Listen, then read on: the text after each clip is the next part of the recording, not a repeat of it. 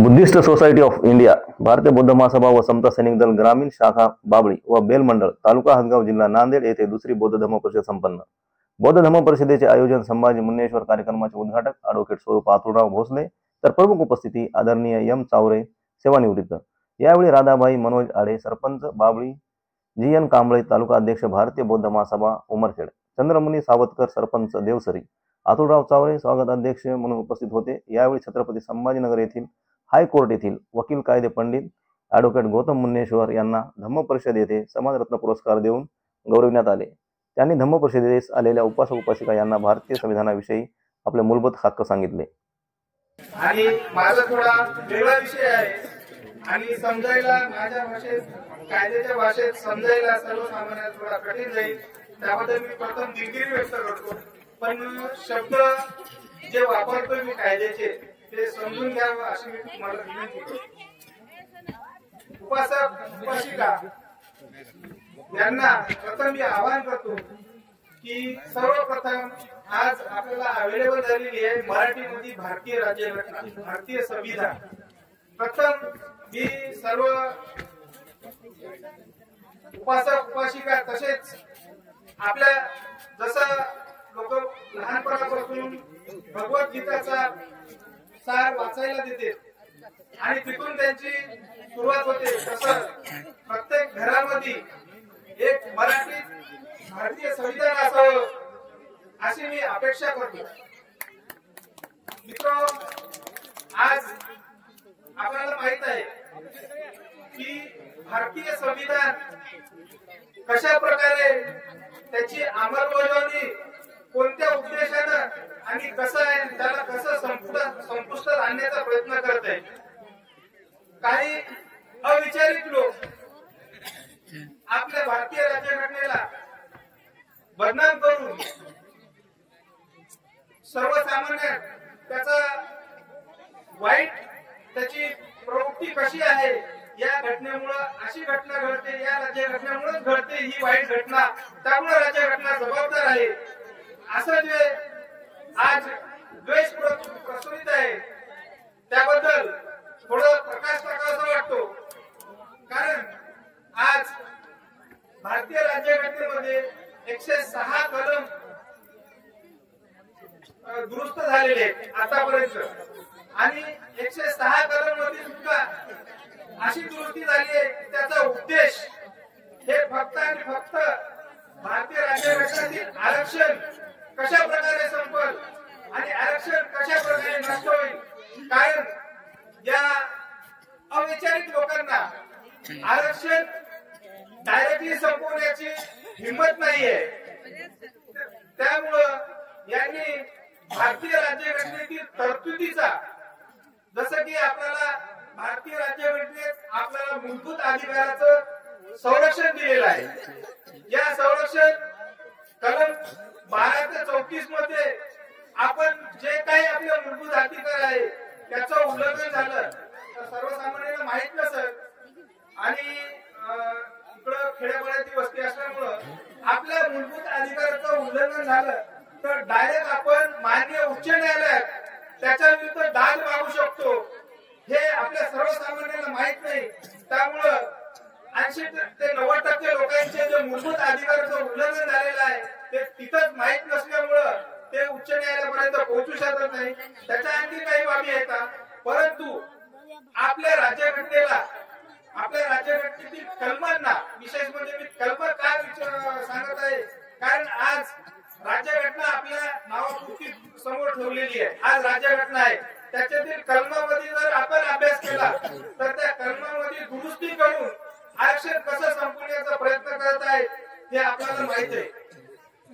आमच्या व्यासपीठावरील जाणकार सुज्ञ व्यक्ती यांना पण राज्यघटनेविषयी माहित आहे, पण मी एक मागच्या महिन्यातच आपल्या माननीय न्यायपालिकेने आपल्या अनुसूचित जाती जमातीच्या क्लासिफिकेशन म्हणजे वर्गीकरणाविषयी एक न्याय निर्णय दिलेला आहे। मित्र, मी जेव्हा तो न्याय निर्णय वाचला, जवळपास 565 पेजचा न्याय निर्णय दिलेला आहे. मी एकंदर त्या न्याय निर्णयावर माझं एक ठाम मत आहे. मी जरी न्यायपालिकेमध्ये असेल, न्यायपालिकेचं मी न्यायालयाच्या याच्यामध्ये मी झगडत असेल, तरी मला पण काही न्यायपालिकेच्या विषयी बोलण्याचा मला राज्यघटनेने अधिकार दिलेला आहे. मित्रो, आज त्या वर्गीकरणाविषयी सांगायचं झालं तर तुम्हाला माहित असेल की हे वर्गीकरण काय आहे, हेच आज कोणाच्या लक्षात येत नाहीये. आज हा वर्गीकरण करण्याचा उद्देश म्हणजे आपलं आरक्षण टप्प्याटप्प्याने नष्ट करण्याचा उद्देश आहे. मित्र, आज जर हे वर्गीकरण आपण नाही थांबवलं, याच्यावर आपल्याला आज सर्वात मोठं आव्हान आहे. आपण म्हणतो की मान्य उच्च न्यायालयानं हा निर्णय दिला, पण हा निर्णय अंतिम नाही. याच्यावर काय आपल्याला अपील करता येणार नाही. हे आपल्यामध्ये आता ते बीज पेरवायले आपल्या मनामध्ये, सर्वसामान्यांच्या लोकांमध्ये उच्च न्यायालयाने, सर्वोच्च न्यायालयाने हा निर्णय दिला म्हणजे आपल्यावर बंधनकारक आहे असं बीज आपल्याला पेरवत आहे. आणि या बीजाचं सोल्युशन कसं काढायचं, हे अनुसूचित जाती जमातीचं वर्गीकरण करण्यापासून मित्र, आज आपले निवडणुकीच्या पहिलेच माननीय शासनाने या महाराष्ट्रामध्ये, महाराष्ट्रापुरता निर्णय लागल्याच्या नंतर लगेच एका महिन्यानंतर महाराष्ट्र शासनाने याच्यावर कमिटी स्थापन केलेली आहे. आणि अवघ्या 3 ते 4 महिन्यात याच्यावर निर्णय महाराष्ट्रापुरत्यामध्ये, आपल्या महाराष्ट्रामध्ये याच्यावर निर्णय होण्याची शक्यता आहे की अनुसूचित जाती जमातीचं वर्गीकरण करावे. आता अनुसूचित जाती जमातीचं वर्गीकरण कसं, हे प्रश्न आपल्या सर्वसामान्यांच्या माता भगिनीच्या मनामध्ये पडला असेल. मित्र, अनुसूचित जाती जमातीमध्ये आपल्याला उच्च पदापर्यंत गेलं तरी आपल्याला आरक्षण तेवढंच भेटत होतं. अगदी आपल्याला मोलमजुरी करण्यापासून ते क्लासवर ऑफिसर पर्यंत आपल्या आरक्षणामध्ये काही फरक पडत नव्हता. परंतु आताच्या आरक्षणामध्ये वर्गीकरणामुळे काय फरक पडणार आहे हे मी तुम्हाला थोडस माझ्या भाषेत सांगायचा प्रयत्न करतो. की आज जर आपल्याकडे मजुरी करणारा व्यक्ती आहे, मजुरी करणाऱ्याला आपल्याला आरक्षण भेटते, पण त्याचा मुलगा उद्या मजुरी करता करता शिकला, एखादा शिक्षक झाला, एखादा डॉक्टर झाला, एखादा इंजिनियर झाला, तर या न्याय निर्णयामध्ये असं काही दिलं नाही की याचं उत्पन्न असेल, एवढं उत्पन्न असल्यामुळे त्याला इथून वर्गीकरणापासून, एससी वर्गीकरणापासून याला रोखण्यात, यांना आरक्षण देण्यात येऊ नये असं कुठेही लिहिलेलं नाही. परंतु जर त्याच्याकडे एक गाडी असली, 4 व्हीलर असली, त्याचं आरक्षण संपत आहे, हे कोणाच्या लक्षात येणार. आणि एका बाजूला अनुसूचित जाती जमातीचं आरक्षण संपत आहे आणि दुसऱ्या बाजूला 10% EWS हा नवीन कन्सेप्ट, जे की बाबासाहेबांना प्रथमतः अपेक्षित नव्हती, अभिप्रेत नव्हती. ही कन्सेप्ट आर्थिक आधारावर तर अभिप्रेतच नव्हती.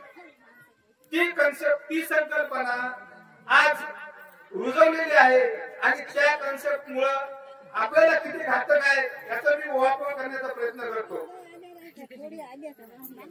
मला सांगायला असं वाटते की आज जर आपण एका पिढीपुरता आपण आज विचार केला तर आज आपल्याकडे, आपण रोज मजुरी करणाऱ्या व्यक्तीला आपल्याला आरक्षण आहे. तुमचा जर मुलगा उद्या एक 50,000 रुपयाची नोकरी कुठं करायला किंवा तुमच्याकडे गाडी आली तर तुमचं आरक्षण संपलं हे आज मी लिहून देतो. याचं कारण काय, आपण मी आताच्या निर्णयाचा विचार नाही करायचो, आपण आपल्या भविष्याच्या पुढच्या पिढीचा आपल्याला विचार करायचा आहे. त्यासाठी आपल्याला काय करावं लागेल आणि काय करावं लागेल नाही याचा मी थोडं ओळख करण्याचा प्रयत्न करतो. आयोजकांनी मला वेळ कमी दिलेला आहे तर मी एक कमी वेळात माझं आव्हानाचं जे आहे ते सांगण्याचा प्रयत्न करतो. मित्र, EWS ही संकल्पना अशी आलेली आहे की 10% आरक्षण दिलं पाहिजे.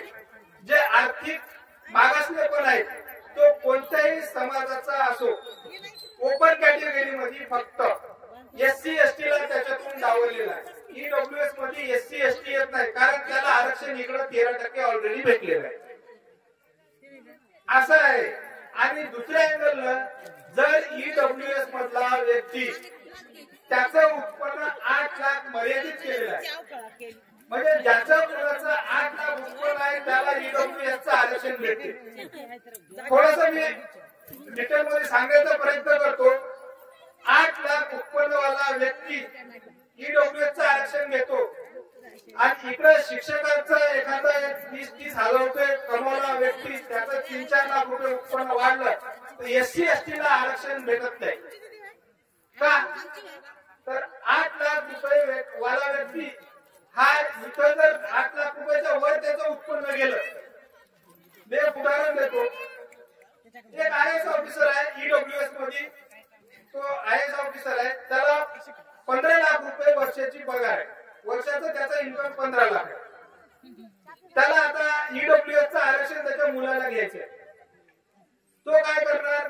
त्याचं उत्पन्न फक्त क्रायटेरिया काय आहे? 8 लाखाच्या आत जर उत्पन्न असेल, तो कोणी असो, क्लास 1 असो की मंत्री असो की प्रेसिडेंट असो, त्याला काही घेत नाही. 8 लाख उत्पन्न दाखवत त्या वर्षी फक्त कोणत्या ज्या वर्षी आरक्षण घ्यायला वापर. समजा 2025 ला मला माझ्या मुलाला आरक्षण घ्यायचंय, माझं उत्पन्न आहे 25 लाख, पण मला 8 लाखामध्ये ईडब्ल्यूएस घ्यायचं आहे, तर मी काय करणार? मी गव्हर्नमेंट सर्वंट आहे, मी त्या वर्षी पुरतच आपल्याला ते सर्टिफिकेट पाहिजे, तर मी त्या वर्षी विना वेतन रजा घेणार. 25 लाखात मला तर माझ्या पोराचं भविष्य घडवायचं आहे, ईडब्ल्यूएस विषयी सांगायचं. तर पोराचं मला उत्पन्न, मला पोराचं तर नोकरी लावायची आहे यावर्षी, तर मी 25 लाखाचं उत्पन्न मी विना वेतन रजा घेणार आणि त्याचा 8 लाखावर आणणार. जे माझं उत्पन्न 8 लाख आहे, या 8 लाखाचं उत्पन्न आहे, मला ईडब्ल्यूएसचं द्या, माझा मुलगा लागणार. मी क्लास 1 ऑफिसर आहे, हे चालते यांना, हे आरक्षण चालते ईडब्ल्यूएसचं, जे की त्याचं उत्पन्न 25 लाख आहे, पण ते दाखवायला 8 लाख रजा घ्यायला. मला यावर्षी उत्पन्न आलं, मी 8 लाखाच्या आत आहे. हे कायद्याला अपेक्षित नाही आणि याच्यावर कोणी विचार करायला आज तयार नाही. ही काळाची गरज आहे. वर्गीकरण कसं करायचं आणि कसं नाही करायचं. 2005च्या खटल्यामध्ये सुप्रीम कोर्टाने स्पेसिफिकली सांगितलं होतं की अनुसूचित जाती जमातीचं वर्गीकरण करता येणार नाही. याच्या व्यतिरिक्त अविचारी एक कायद्याला अनपेक्षित असे निर्णय आज येत आहेत. आज आपण म्हणतो की आपल्याला भारतीय राज्यघटनेने आरक्षण दिलं. माझं मत आहे आरक्षण आपलं ओढून घ्यायला येतं टप्प्याटप्प्यानं, हे माझं स्पष्ट मत आहे. आणि याच्याविषयी आपल्याला आज रस्त्यावरची लढाई लढणं हे काळाची गरज आहे. आपण बाबासाहेबांचं क्रांती प्रतिक्रांती पुस्तक वाचलेलं आहे. वाचलं नाही वाचलं ते वाचा. जिथं जिथं क्रांती होते तिथं तिथं प्रतिक्रांती येते. आणि हे आज आपल्याला आपण म्हणतो की आता आपल्याला माननीय सर्वोच्च न्यायालयाचा आपल्याला निर्णय आलेला आहे. मग आपण काय करायचं? आपले हात बांधलेले, ते निर्णय अंतिम आहे, त्यालाही पर्याय असते, त्यालाही पर्याय आहे. त्या निर्णयामध्ये आज मला एवढं सांगायचं की त्या निर्णयामध्ये असं दिलेलं आहे की प्रत्येक राज्याला ते अधिकार दिलेला आहे. राज्याला वाटलं की तो आरक्षण वर्गीकरण करू शकतो एससी एसटी तरच करेल.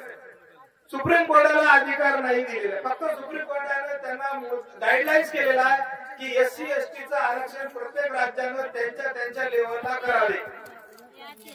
आज आपल्याला काळाची गरज आहे. महाराष्ट्रापुरतं मी बोलतो, आज रस्त्यावर येण्याची गरज आहे. या आरक्षणाची कमिटी स्थापन झालेली आहे. आज 2 ते 3 महिन्यात तुम्हाला न कळता निर्णय येणार आहे. तुमच्या याचं अनुसूचित जाती जमातीचं आरक्षण तुमचा जर मुलगा आज हे असेल 50,000 रुपये तुम्ही कमवते दाखवत असाल तर तुमचं आरक्षण उद्या तुमच्या मुलाला मिळणार नाही जर तुम्ही आज रस्त्यावर नाही आले. आपल्याला दुसरा पर्याय नाही. आपण मान्य सर्वोच्च न्यायालयाच्या निर्णयानुसार आपण गेलो तर आपल्याला ते न्याय मिळणार की नाही याची शाश्वती नाहीये. तोपर्यंत आपल्या 2 पिढ्या जातील.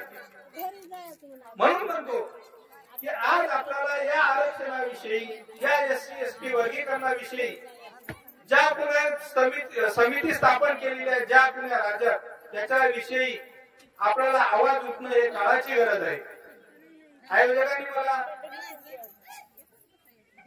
2 शब्द वेळेच्या आत संपवायची धमकी दिल्यामुळं मी आज या आरक्षणाविषयी माझ्याविषयी जे मी माझं मत व्यक्त केलं हे माझ्या कायद्याच्या भाषेत व्यक्त केलं, पण सर्वसामान्यांना समजेल अशी मी आशा व्यक्त करतो. आणि आयोजकांनी मला 2 शब्द बोलण्याची संधी दिली त्याबद्दल मी त्यांचे मनस्वी आभार मानतो. आणि एवढे बोलून मी माझे 2 शब्द सांगतो. जय जय जय सर.